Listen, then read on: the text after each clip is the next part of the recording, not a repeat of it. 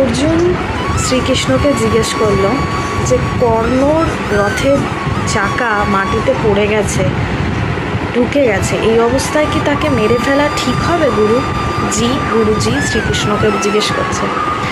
তো তখন অর্জুনের মনে করুণা এসছে। তখন শ্রীকৃষ্ণ বলছে, নিজের সময়টা একবার মনে করো, যখন তোমার স্ত্রীর শাড়ি টেনে ফেলা হয়েছিল, যখন তোমার পুত্র মাটিতে পড়েছিল, তার মাথার ওপর পা রেখেছিল, সে সময়টা মনে করো।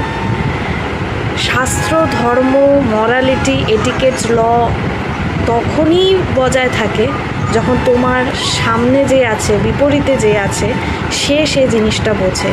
আর সে যদি সে জিনিসটা না বোঝে, তাহলে নিজের সময়টা নিজের বোঝা উচিত বন্ধুরা। তাই নিজের সময়গুলো মনে করুন, নিজের বিচারটা নিজেই করুন।